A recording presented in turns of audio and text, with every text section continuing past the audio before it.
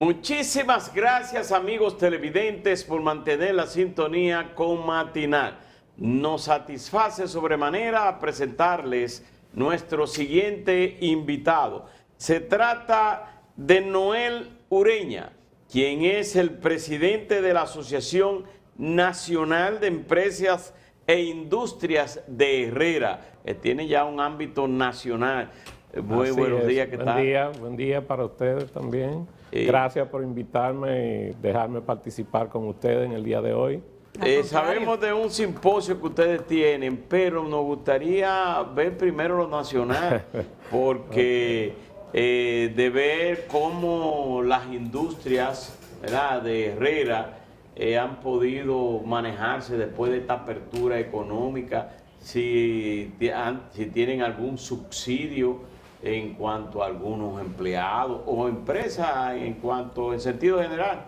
Sí, buenos días. Nosotros como asociación pues no hemos recibido ningún tipo de beneficio especial. O sea que cuando se crearon los programas de ayuda a las empresas a través de los ya conocidos, los fase 1, fase 2, a partir de ahí nosotros no tenemos ningún tipo de incentivo adicional para mitigar el efecto de la pandemia.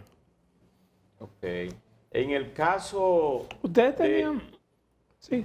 En el caso de algunas empresas, ¿han cerrado o han aperturado algunas que durante el 2020, durante la pandemia, cerraron? ¿Han podido recuperarse? Sí, mira, en sentido general, muchas de las empresas e industrias que cuando nos impactó la pandemia cerraron, la gran mayoría se ha ido reincorporando y ya tenemos algunos sectores que al principio estaban muy rezagados, como lo que suplen a hoteles, restaurantes y todo eso, que en los últimos meses se han ido recuperando y ya han ido reponiendo inclusive la cantidad de empleo muy similar a los empleos que tenían antes de la pandemia. ¿Cómo asimilaron ustedes luego del desmonte que se hizo?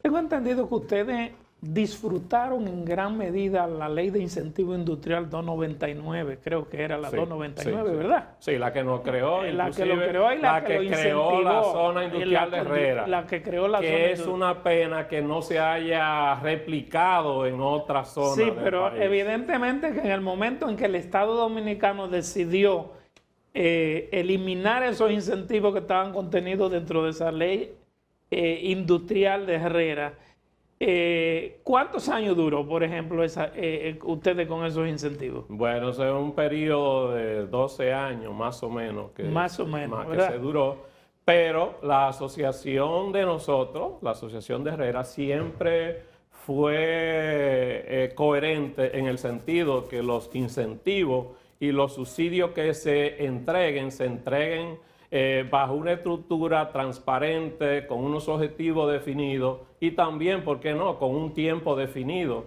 y que se establezcan esos propósitos y revisar si se cumplen o no con esos propósitos, porque se ha querido involucrar al empresariado como que nosotros necesitamos subsidio de una manera desorganizada o de una manera para entrar el dinero en los bolsillos.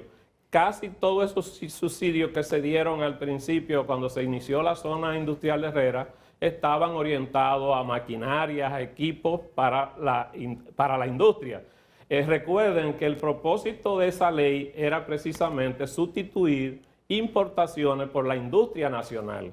Entonces, ahí están los resultados de Herrera. Y yo pienso que cuando se produjo, que se quitaron los incentivos, la propuesta original fue llevada por nosotros como asociación. ¿Por qué? Porque se estaban dando subsidios y se estaban dando incentivos a sectores que no eran necesarios. Porque los subsidios hay que focalizarlos a los sectores que realmente lo necesitan.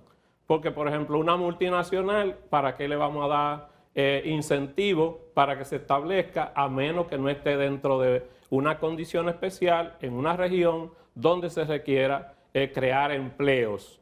Y si En el caso de Proindustria son abiertos. Sí, en el caso de Proindustria son abiertos. El asunto es que no se trata de construir galpones, o sea, establecer una zona industrial con todo lo que conlleva una zona industrial es fruto de un programa y de todo un conjunto de pasos que hay que dar primero, que tienen que estar bien definidos y tienen que establecerse los mecanismos para garantizar que se vaya, que sea exitoso eso, porque hasta la ubicación tiene que ver en el diseño de una zona industrial. Nosotros, por ejemplo, hay un parque industrial que comenzó hace más de 14 años que todavía no arranca. Entonces tú dices, bueno, es que ¿cuál es la razón que tanto periodo de gobierno no se ha podido arrancar un parque tan importante como el Disto? Ok, es que no es simplemente buscar terreno y construir naves. Es que para eso necesitamos que se haga un plan tanto técnico como de impacto, como de desarrollo de la zona en sentido general.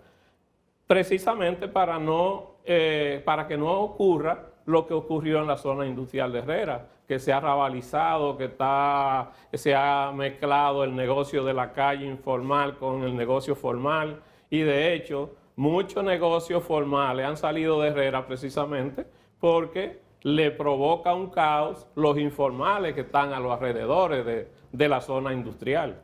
¿Y qué va a ocurrir?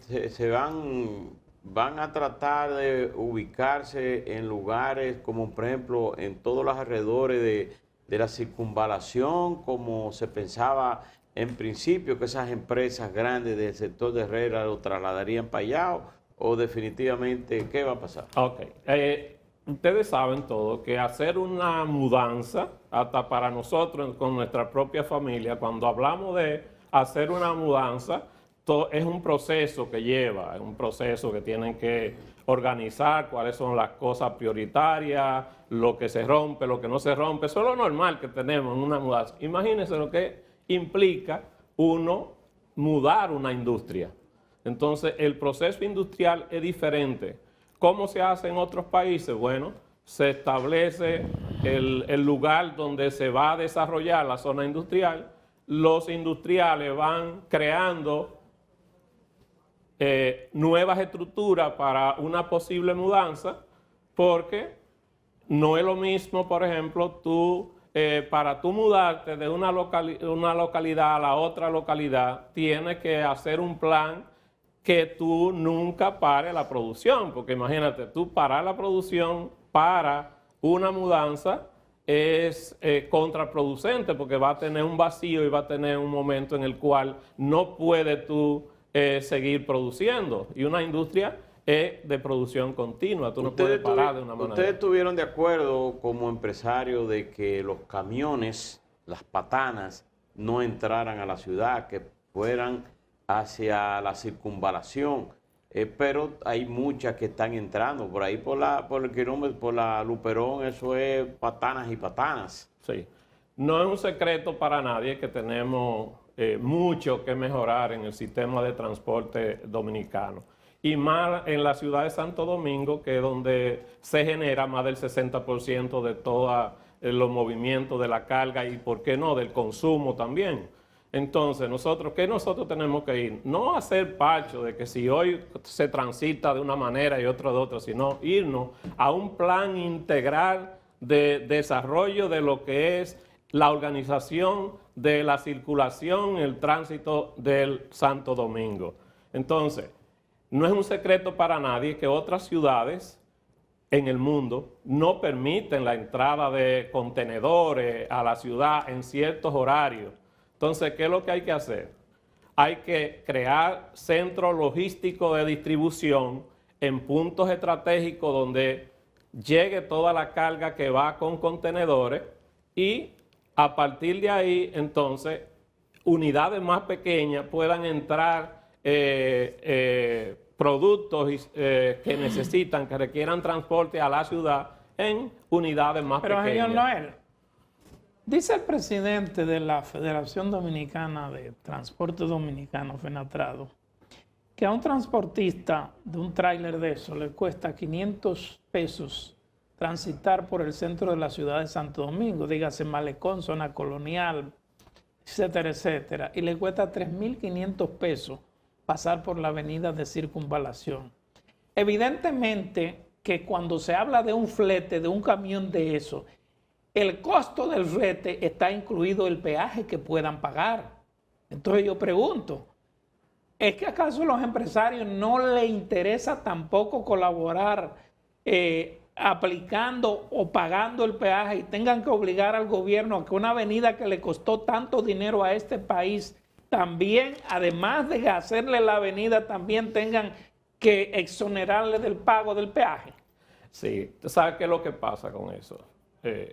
Es que hasta que se sigan haciendo parches no vamos a tener, porque hay que buscar propuestas y soluciones que sean integrales.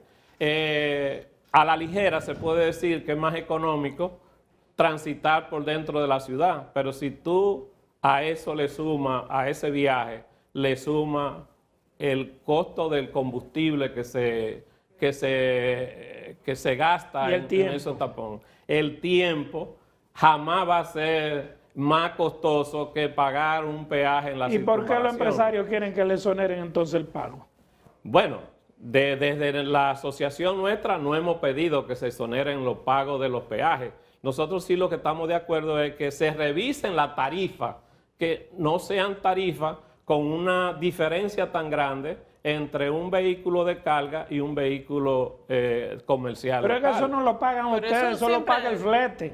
Pero además siempre ha sido muy diferenciado, porque es que el deterioro que genera un vehículo pesado no es lo mismo que genera el deterioro de un vehículo pequeño. Sí, eso lo sabemos, pero si se construyen las avenidas con las especificaciones adecuadas, pues no tenemos miedo de que el camión de carga o el transporte liviano, el impacto sea mayor que el otro. Entonces son impactos que se pueden mitigar bastante. O sea, yo no soy especialista en el tema de transporte, pero dentro del análisis de lo que sería una planificación y lo que sería un proyecto, es manejable en ese sentido. O sea que la propuesta sería, porque este es un piloto, Sí. Y es un piloto que concluye pronto, la propuesta de ustedes sería que haya una disminución de los peajes. Para los vehículos de carga, por supuesto, que sea un peaje y que se comience por una escala, y si se puede ir aumentando gradualmente, bueno, pues irla aumentando gradualmente. Porque se paga 60 pesos en cualquiera de las carreteras, pero cuando se toma la circunvalación, 100 pesos. Ajá. Pero Pero no solamente, si va hacia Santiago, tiene un solo peaje que paga 60 pesos y no paga retorno. Pero si va por la circunvalación, paga 100 pesos y tenemos en una distancia que no sobrepasa los 50 kilómetros, tenemos 3 peajes. 3 peajes. 3 peajes, o sea, cuando tú sumas 3 peajes por 2, ¿cuántos peajes son? En un recorrido tan corto. Entonces, Bueno, pero hay que usted ser- mismo, don Noel, reconoce que entrar en la ciudad tiene sus costos asociados también. Entonces, se supone que una cosa compense con la otra. Sí, por eso yo hablo de un proyecto integral, que se analicen todos los componentes que tienen las tarifas y que se haga una tarifa que sea viable, que se pueda... Las empresas de Industrial de Herrera han recuperado ya el total de los empleados que estaban suspendidos y otros cancelados. ¿Se han podido estar a toda capacidad la producción? Bueno, a toda capacidad no tenemos la producción nacional todavía por un tema de insumos, de materias primas y todo eso, que es una situación que nos está afectando, que no solamente afecta al mundo, sino que también nos afecta a nosotros. Pero en sentido de empleo, nosotros hemos recuperado la mayor cantidad de empleo posible. Hay sectores que tienen más empleo ahora que antes de la pandemia, porque se han diversificado y hacen actividades ahora que no hacían antes de la pandemia.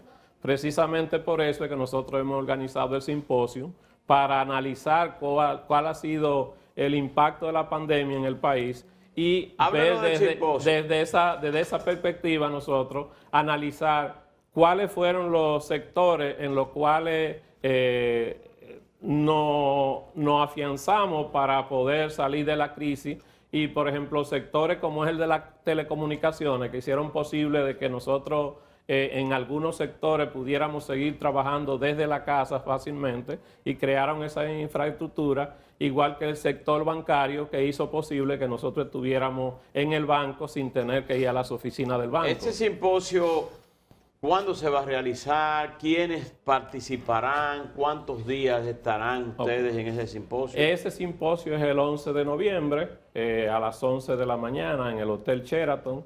Y ahí tendremos la participación de diferentes empresarios del sector de las telecomunicaciones. Tenemos a la CEO de Altice en el país, la señora Ana Figueiro. Y también por el sector bancario contaremos con la presencia de Steven Puig, que es el gerente general del BHD.